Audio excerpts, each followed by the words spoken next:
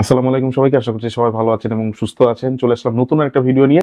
আমি কিন্তু iPhone 6, iPhone 6s এবং আইফোন 5s এই ৩ টা স্মার্টফোনেরই কিন্তু রিভিউ করছি। যারা ২০২৪ সালে আরকি পারচেজ করতে চান তাদের জন্য আ আ স্পেশালি ইউজড অথবা রিফার্বিশড যে ফোনগুলো আপনারা পারচেজ করার ডিসিশন নিতে চাচ্ছেন তাদের জন্য।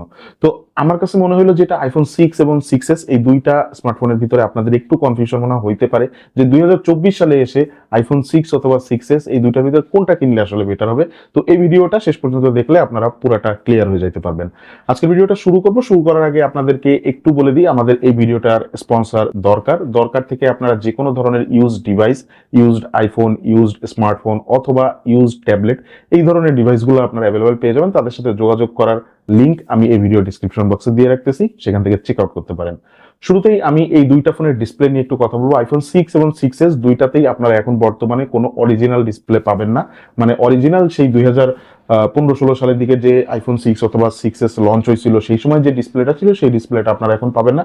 যেটাই পাবেন আপনারা মার্কেট ডিসপ্লে পাবেন এবং রিফার্বিশড কিনতে গেলে তো অবশ্যই আপনারা মার্কেট ডিসপ্লে পাবেন, কারণ রিফার্বিশডের ক্ষেত্রে শুধুমাত্র মাদারবোর্ডটাই অরিজিনাল দেওয়া থাকে, বাদ বাকি সবকিছু কিন্তু বডি বলেন অথবা আদার্স যা কিছু বলেন, ব্যাটারি থেকে শুরু করে সবকিছুই আপনার মার্কেটে দেওয়া থাকে, মানে মার্কেট ব্যাটারি অথবা মার্কেট ডিসপ্লে দেওয়া থাকে। বাট এইগুলোর কোয়ালিটি কিন্তু একেবারে খুব বেশি খারাপ না, মোটামুটি ভালো বলা চলে।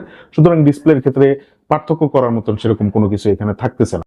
আইফোন 6 এ কিন্তু A8 বায়োনিক চিপসেট দেওয়া থাকতেছে, যেটা 20 ন্যানোমিটার আর্কিটেকচারে আর কি বিল্ড করা। বাট আইফোন 6s যেটা এখানে কিন্তু A9 চিপসেটটা দেওয়া থাকতেছে, যেটা 14 অথবা 16 ন্যানোমিটার আর্কিটেকচার বিল্ড করা। তো এই আর্কিটেকচার ডিফারেন্সের কারণে কিন্তু পারফরমেন্সের উপরে বিশাল একটা ইম্প্যাক্ট পড়ে এবং পাওয়ার কনজাম্পশনটার উপরেও বিশাল একটা ইম্প্যাক্ট পড়ে, বিকজ অফ এখানে A9 যে চিপসেটটা এটা কিন্তু লো পাওয়ার কনজিউমিং একটা চিপসেট, যার কারণে ব্যাটারিটা কম কনজিউম করে থাকে। ব্যাটারি ব্যাকআপটা আপনারা 6s এর ক্ষেত্রে একটু বেটার পাবেন।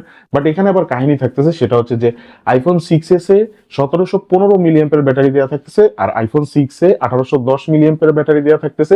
সুতরাং ওভারঅল দুইটা মিলে আপনারা পারফরমেন্স, ওই ব্যাটারি যে পারফরমেন্স সেটা আপনারা দুইটার ওভারঅল সেম ক্যাটাগরিরই পাবেন। পারফরমেন্সের ক্ষেত্রে আরেকটু পার্থক্য থাকবে 6s এর ক্ষেত্রে, যেহেতু এখানে যে চিপসেটটা A9 এটা 14 অথবা 16 ন্যানোমিটার আর্কিটেকচার বিল্ড করা। আবার এখানে 6s এর প্রসেসরটা কিন্তু ডুয়েল কোর 1.8 গিগাহার্টজ এ রান করে। আবার আইফোন 6s এ যদি খেয়াল করি এটা dual core but 1.4 gigahertz A run করে। এক্ষেত্রেও কিন্তু পারফরমেন্সের একটা ডিফারেন্স আসবে। মোটামুটি অল ওভার সামান্য একটু হলেও বেটার পারফরমেন্স আপনারা 6s এ দেখতে পারবেন। 6s থেকে 6s এ কিন্তু যে ইয়েটা মানে ক্যামেরার যে সেকশনটা এখানেও একটু আপগ্রেডেশন থাকতেছে। যেমন 6s এ আপনারা 12 মেগাপিক্সেলের রিয়ার ক্যামেরা পাচ্ছেন আর 6 এ 8 মেগাপিক্সেলের একটা রিয়ার ক্যামেরা দেওয়া থাকতেছে।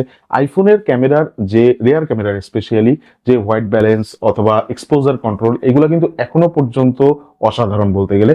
সুতরাং ক্যামেরা দুইটা থেকে আপনারা বেটার রেজাল্ট পাবেন, ভালো কোয়ালিটি ছবি পাবেন। ডে লাইটে স্পেশালি ভালো আলো পাইলে সেন্সরগুলো খুব ভালো ছবি ক্যাপচার করতে পারে, ভিডিও মোটামুটি করতে পারবেন, যদিও ওইরকম লেভেলের স্টেবিলাইজেশন পাবেন না এখনকার স্মার্টফোন অথবা এখনকার আইফোনগুলোতে যেরকম পেয়ে থাকেন আপনারা। বাট তারপরেও ওভারঅল পারফরমেন্স আপনারা বেটার পাবেন। হ্যাঁ, কাগজে কলমে 12 মেগাপিক্সেলের ক্যামেরা যেহেতু 6s এ দেওয়া থাকতেছে, এটার থেকে একটু বেটার রেজাল্ট আপনারা এটা থেকে পাবেন। আর ফ্রন্ট সেকশনে আইফোন 6টা একটু বেশি পিছায় থাকবে, 1.2 মেগাপিক্সেলের ক্যামেরা দেওয়া থাকতেছে। এটার ক্যামেরার কোয়ালিটিটা আমার কাছে ওইরকম বেশি একটা ভালো লাগছিল না। মোটামুটি কাজ চালানো যায় আর কি, ভিডিও কল টলে আপনারা টুকটাক ভালোই কথা বলতে পারবেন। বাট আইফোন 6s যেটা এখানে 5 মেগাপিক্সেলের ক্যামেরা দেওয়া থাকতেছে এবং ক্যামেরা যথেষ্ট ভালো ছবি ক্যাপচার করতে পারে, ভিডিও কল সহ যে কোনো জায়গাতেই আপনারা খুব ভালোভাবে এটা কাজ চালাইতে পারবেন। আর ব্লুটুথ ভার্সনটা নিয়ে একটু বলে দিই, আইফোন 6 এ 4.0 ব্লুটুথ ভার্সন দেওয়া থাকতেছে আর আইফোন 6s এ 4.2 দেওয়া থাকতেছে ব্লুটুথ ভার্সন। আমাকে যদি এক কথায় জিজ্ঞাসা করা হয় ভাই 2024 সালে আইফোন 6 কিনবো নাকি 6s কিনবো, আমি এক কথায় উত্তর দিব আপনাদেরকে, আইফোন 6 পারচেস করবেন। বিকজ অফ আইফোন 6s টা এই পর্যন্ত আইফোন যতগুলো আইফোন সিরিজ লঞ্চ করছে, এই 6s টা সেকেন্ড হ্যান্ড মার্কেটে অথবা ইউজড মার্কেটে অথবা রিফাবলিশ মার্কেটে প্রচুর পরিমাণে সেল হয়েছে বলতে বারবার রিফাবলিশড হয়ে হয়ে তারপরে সেল হয়েছে।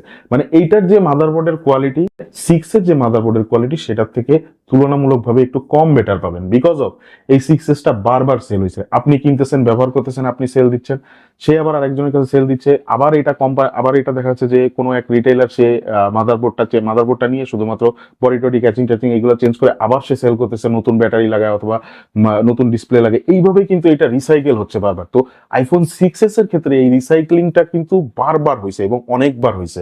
তো এই জিনিসটা একটু মাথায় রাখবেন, এই জিনিসটা মাথায় রাখলে আপনি মোটামুটি বুঝতে পারবেন যে আইফোন 6 কিনবেন নাকি 6s কিনবেন। আমার কাছে যেটা জিজ্ঞাসা করবেন সেটা হচ্ছে যে 6টা কিনলে আপনি মোটামুটি লাভের কাতারে থাকবেন অথবা একটু সেফ থাকবেন আর কি, এটা হিসাব করে বললাম। তো আজকের ভিডিওটা এখানে শেষ করতেছি। ভালো লেগে থাকলে লাইক দিয়ে রাখেন, চ্যানেলকে সাবস্ক্রাইব, আমি জানি এখনো পর্যন্ত আপনি করেন নাই, চ্যানেলটিকে সাবস্ক্রাইব করে রাখুন, পাশে থাকা বেল আইকনে প্রেস করে রাখুন। সবাই ভালো থাকেন, সুস্থ থাকেন, দেখা হচ্ছে ইনশাআল্লাহ নতুন কোনো ভিডিওতে। আসসালামু আলাইকুম।